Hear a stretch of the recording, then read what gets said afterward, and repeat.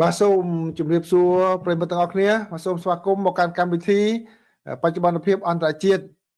នៅថ្ងៃនេះគឺព្រឹកថ្ងៃសៅរ៍ទី27ខែធ្នូឆ្នាំ2025មកនៅសហរដ្ឋអាមេរិកបាទនៅកម្ពុជាគឺវេលាយប់ទៅហើយណាចឹងនៅក្នុងកម្មវិធីបច្ចុប្បន្នភាពអន្តរជាតិខ្ញុំសូមសម្រាំងយកព័ត៌មានពាក់ព័ន្ធជាមួយនឹងកម្ពុជានិងថៃទាំងអស់ដដែលប៉ុន្តែដោយផ្អែកទៅលើជ្រុងនៃសារព័ត៌មានអន្តរជាតិហើយនិងប្រតិកម្មនានាដែលសារព័ត៌មានមួយចំនួនមិនទាន់បានចុះផ្សាយនៅឡើយអញ្ចឹងខ្ញុំសូមសម្រង់ជូនប្រិមិត្តដូចតទៅគឺទី1គឺប្រិមិត្តបានដឹងហើយគឺការចុះហត្ថលេខាលើកិច្ចព្រមព្រៀងជួបបាញ់គ្នារយៈពេល72ម៉ោងរវាងកម្ពុជាហើយនិងថៃសារព័ត៌មានអន្តរជាតិទាំងអស់ស្ទើរតែទាំងអស់តែម្ដងដែលមកដល់ម៉ោងនេះបានចុះផ្សាយព័ត៌មាននេះដោយឈរទៅលើរឿងតែមួយជ្រុងតែមួយឥឡូវនេះខ្ញុំសូមយក NPR មកជម្រាបជូនប្រិមិត្តដើម្បីឲ្យបានស្គាល់ពីសារព័ត៌មាននៅសហរដ្ឋអាមេរិកផង NPR ធំនៅសហរដ្ឋអាមេរិកក៏បានរាយការណ៍អំពីការចុះហត្ថលេខាលើបទជួបបាញ់គ្នារយៈពេល72ម៉ោងរវាងលោករដ្ឋមន្ត្រីក្រសួងការពារជាតិកម្ពុជាលោកទាសីហាហើយនិងលោករដ្ឋមន្ត្រីក្រសួងការពារជាតិរបស់ថៃលោកណាក់ផានីតបាទគឺរយៈពេល72ម៉ោងដើម្បីតាមដានមើលហើយរួមមានការដោះលែងយុទ្ធជនរបស់កម្ពុជាទាំង18រូបផងដែរហើយនៅក្នុងព័ត៌មានហ្នឹងគឺប្រិមិត្តក៏មានប្រតិកម្មពីខាងភាគីថៃដែលខាងសារព័ត៌មានមិនបានចុះផ្សាយហើយខ្ញុំបានទៅស្ដាប់ដោយផ្ទាល់ហើយសម្រងមកជូនប្រិមិត្តឲ្យបានដឹងអំពីប្រតិកម្មរបស់អ្នកនាំពាក្យក្រសួងការពារជាតិរបស់ថៃផងដែរហើយព័ត៌មានទី2នេះគឺមានសារព័ត៌មានមិនច្រើនទេបានចុះផ្សាយដោយសារតែទើបបានចេញទូយ៉ាងដូចជាប្រតិកម្មរបស់ខាងស្ថានទូតជប៉ុនទើបតែចេញមុននេះជាងកន្លះម៉ោងតែប៉ុណ្ណោះអញ្ចឹងមិនតាន់មានការចុះផ្សាយទេខ្ញុំដកស្រង់មកគឺមានប្រតិកម្មពីខាងសហទូតជប៉ុនមានខាងអូស្ត្រាលីហើយនិងចិនជាដើមតើពួកសហគមន៍អន្តរជាតិនេះមានប្រតិកម្មយ៉ាងណាដែរចំពោះកិច្ចព្រមព្រៀងជួបបាញ់របស់កម្ពុជាជាមួយនឹងថៃនេះបាទទាំងពីរនេះហើយព័ត៌មានទី3គឺមានការចុះផ្សាយនៅកម្ពុជាហើយនិងនៅខាងភាគីថៃទាំងពីរតែម្ដងគឺ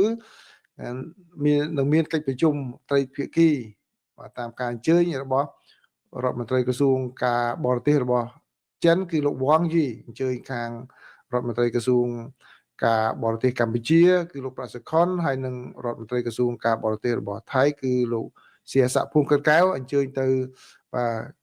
ជួបពិភាក្សាត្រីភាគីនៅក្នុងប្រទេសចិនពាក់ព័ន្ធជាមួយនឹងស្ថានភាពនៅតាមបណ្ដោយព្រំដែននៃប្រទេសទាំងពីរ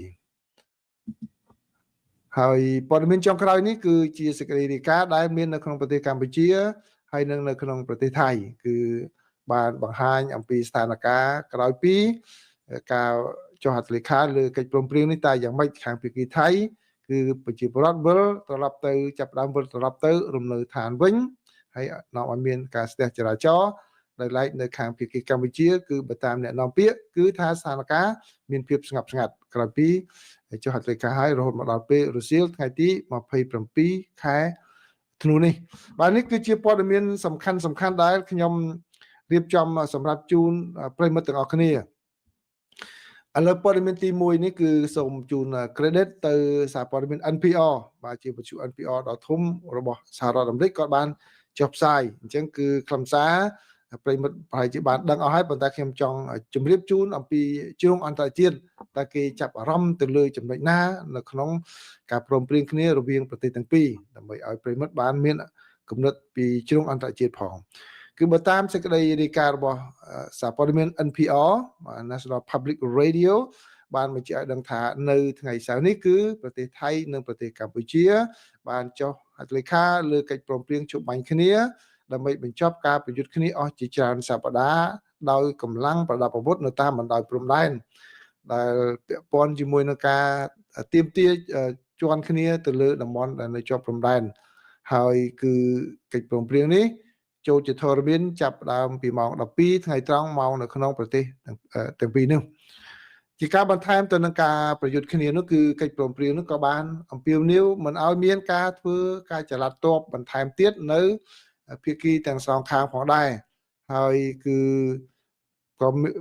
មិនឲ្យមានការរំលោភទៅដល់ភាគីទាំងសងខាងទៅលើដែនអាកាសបាទដែលប្រើប្រាស់ក្នុងគោលបំណងយោធានោះឡើយហើយសារព័ត៌មាន NPR បាននិយាយថាការពិតទៅគឺមានតែភាគីខាងថៃទេដែលជាអ្នកប្រើប្រាស់កងកម្លាំងអាកាសនិងវាយប្រហារទៅលើភាគីកម្ពុជាដោយបានវាយប្រហារចំគោលដៅជាច្រើននៅក្នុងប្រទេសកម្ពុជាគឺសូម្បីតែមកដល់ព្រឹកថ្ងៃសៅរ៍នេះហើយក៏នៅតែផ្លោ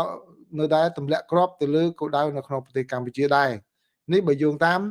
ក្រសួងការពារជាតិរបស់កម្ពុជាបាទគឺប្រភពផ្លូវការរបស់រដ្ឋាភិបាលដែល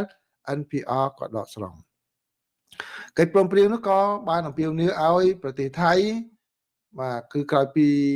ចំនួននេះគឺក៏ជួបកិច្ចព្រមព្រៀងជំបាញ់គ្នារយៈពេល72ម៉ោងចូលជាធរមាននោះគឺក៏ត្រូវតែបាទបញ្ជូនត្រឡប់មកវិញនៅយុទ្ធជនរបស់កម្ពុជាចំនួន18រូបផងដែរបាទដែលត្រូវបានថៃចាប់ធ្វើជាចំណាប់ខ្មាំងចាប់តាំងតែពីការប្រយុទ្ធគ្នាដំបូងគឺនៅខែកក្កដាកន្លងទៅនេះហើយការដោះលែងគឺជារឿងមួយដែលភាគីកម្ពុជាទាមទារជាចម្បងយូរមកហើយអញ្ចឹងគឺកម្ពុជាបានចំណេញពីការចុះហត្ថលេខាកិច្ចព្រមព្រៀងនេះដោយឲ្យបាទយុទ្ធជនទាំង18នាក់វិលត្រឡប់មកវិញហើយដូចដែលខ្ញុំធ្លាប់បាននិយាយក្នុងពេលកន្លងមកអញ្ចឹងបើសិនបើមានការដោះលែងពួកគាត់មែនគឺស្វាគមន៍ពួកគាត់ក្នុងនាមជាបាទវីរៈបរិសុទ្ធនៅក្នុងប្រទេសកម្ពុជាដើម្បីលើកទឹកចិត្តគាត់ទោះបីជាមានកម្លាំងនៅពីខាងណានិយាយបំបាក់ទឹកចិត្តយ៉ាងម៉េចក៏ដោយកុំរាថយនៅក្នុងការដែលដល់ការគោរពចំពោះពួកគាត់នោះ